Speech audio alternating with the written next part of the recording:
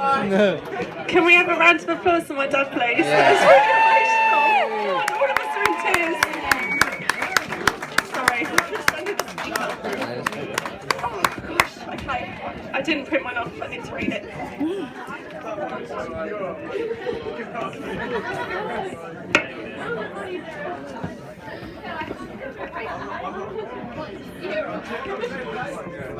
Okay. Hi everyone, thank you for coming. Everyone who helped in some shape or form with making this day possible. I think everyone will agree who was here, it took blood, sweat and tears over the last few days alone, but Mike has been working on this garden for over a year now, so it looks fantastic, well done. Everyone looks gorgeous today. I hope you enjoy the rest of the day and that there are lots of sore heads tomorrow. I would like to quickly raise a glass to 3 wonderful women who can't be here today. The first is our Nanny Glad, who would be so proud of you today, Danielle. The second is our granddad's long-term partner Christine, who we always thought of as our nan. She would have been here helping to decorate and organise everything. I can see her now. And lastly is to Mike's lovely nana. They are all with us in spirit, so let's have a little toast to them.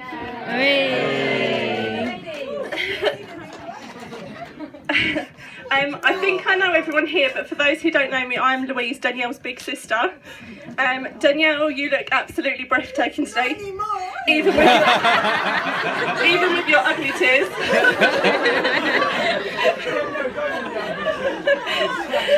Maybe Mum was right and you are a fairy princess and your wings are still in the loft. Danielle, I steal your clothes and shoes and I don't return them. I take the mickey out of you constantly. I'm more honest with Danielle than anyone else. I once told her she looked like a whale in a dress at a festival. It was only because she was taking ages at this clothes store and I was missing Pete Tong's set.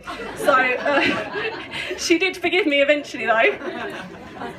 This is one of Danielle's loveliest qualities. She has always been a very forgiving person. So on that note, I'm hoping that you will forgive me one last time for what I'm about to do.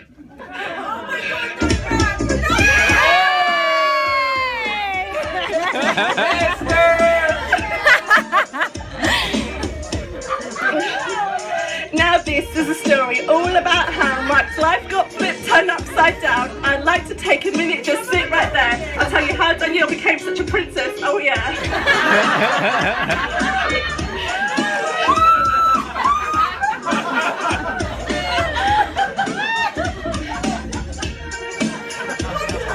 I'm not sure I'm coming in, I'm just going to roll with this. In West Caterham, born and raised, sticking up for her sister most of her days, sneaking out, smoking, acting all cool, beating up kids outside of the school. Out with the girls, they were up to no good, started making trouble in the neighbourhood. She got in one little fight and my mum got scared and said, "You're moving to your dad's, Steve, get prepared."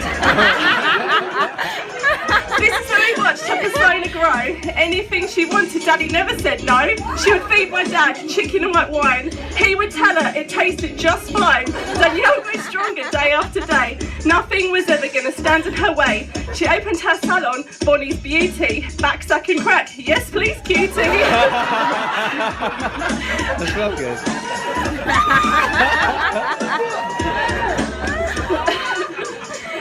She went to a party with Jules and Grace, drank loads of wine, she was off of her face, met this guy called Mike who she started to like. I hope he's prepared for the crazy life. Two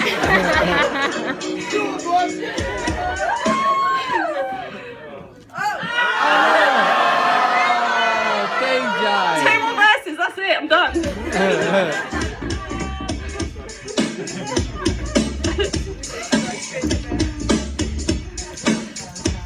Right, we're ready. They both have alter egos, Donny and Mariah. The diva demands can be heard in China, but no one compares to Donny alone. That girl is the rightful queen to the throne.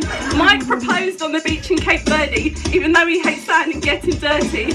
We're sure this wedding isn't one of those shams. We're just so glad he's taken her off of our hands.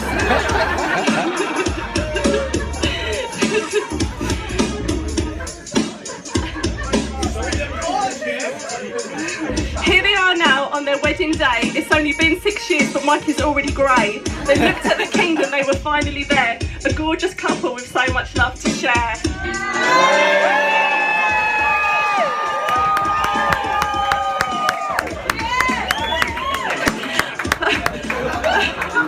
I'm really sorry.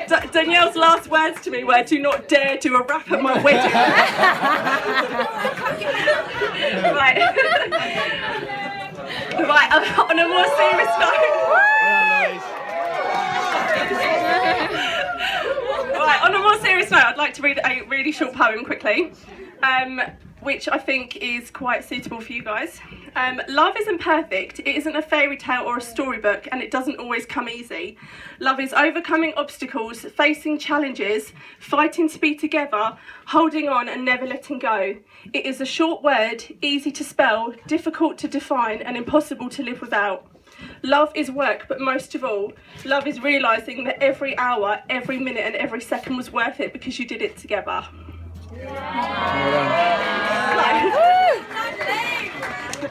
You probably all think that I'm the one who always looked out for Danielle when we were younger because I'm the big sister, but that couldn't be any further from the truth. When I was bullied at school, Danielle grabbed the girl's hair on the bus and warned her away. She never bullied me again. When I went through a breakup, Danielle went round there and grabbed all my stuff because I was too scared to. When I used to do dance competitions when I was younger, and I wanted to do the doubles category, so I used to make my sister do it with me because I didn't have anyone else. And she hated it and she was so nervous, but she did it for me, so bless her. And that is the best thing about having a sister. She's always there, and she has been my constant backbone and best friend from day one.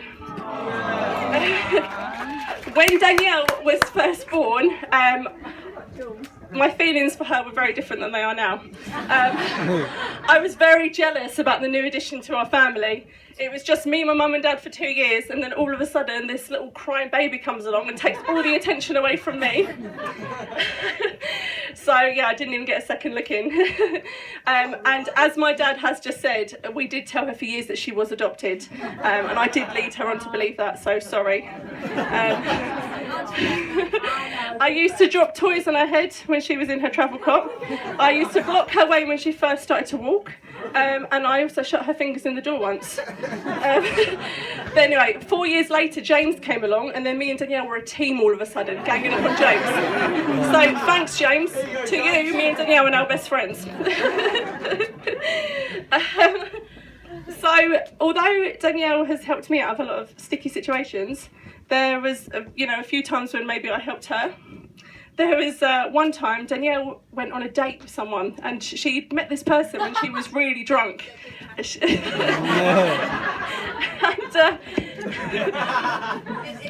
So she texts me to tell me it's awful and she needs me to come and rescue her. So I go and meet her in the toilets of this pub. It's an absolute dive. So we go in the toilets and we tried to escape out the window, but we opened them and there were bars on there, which says it all.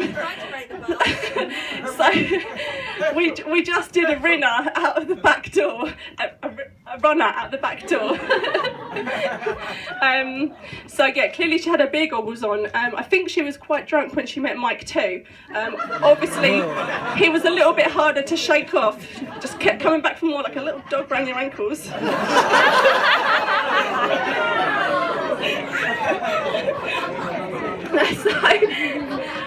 I remember. So just quickly, I'm going to touch on this. I couldn't not do a speech and not talk about this. Some of you may know about Danielle's alter ego, Bonny. Bonny came about when we went on a family holiday to Portugal last year, and there was Danielle and Mike, me and Simon, James and Kerry, Mum and her friend Carol. So we've got this beautiful 4-bedroom villa.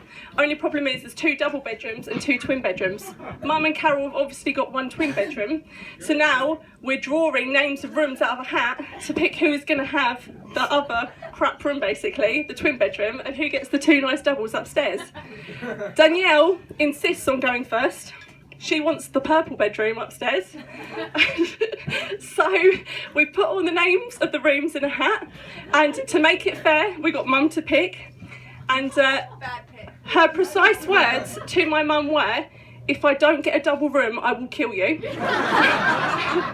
Anyway, guess what happened? She pulled out the twin room. Bonny was furious, and it was only made worse by everyone else laughing around her. So yeah, sorry Danielle, but we've all come to love Bonny in some way or another.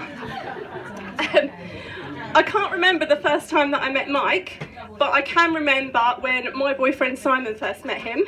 I can't remember what it's about, and it really bugs me because no one else seems to either. But he was impressing Mike with his knowledge of something or other, and Mike, clearly impressed, asked him where he'd learnt that. Simon said, when I was in the SAS.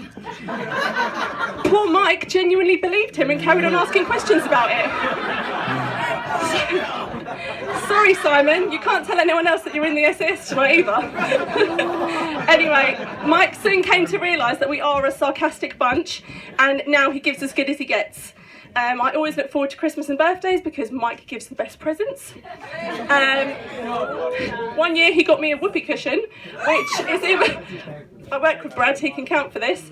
It's in my drawer at work, it comes every single day and never fails to raise a smile.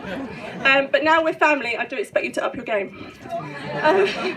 Mike is also a fantastic cook, which works out well, seeing as Danielle only has about 3 dishes on rotation. Chicken and white wine sauce, chicken pie and chicken.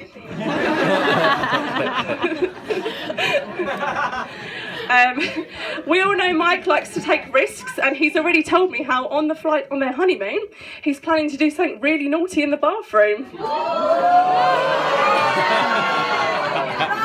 Honestly Mike, smoking is really bad for you.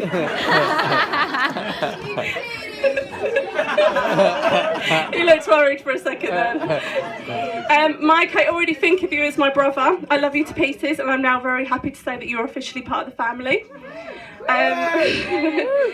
When I was travelling in Australia, I cried every week for 5 months because I was so homesick, and I especially missed my sister.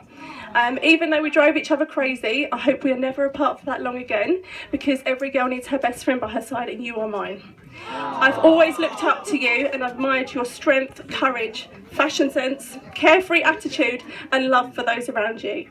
I know you're going to be a wonderful, crazy auntie to my baby, and when you both decide to have kids, I will love them like they are my own, and hopefully they'll be best friends for life too.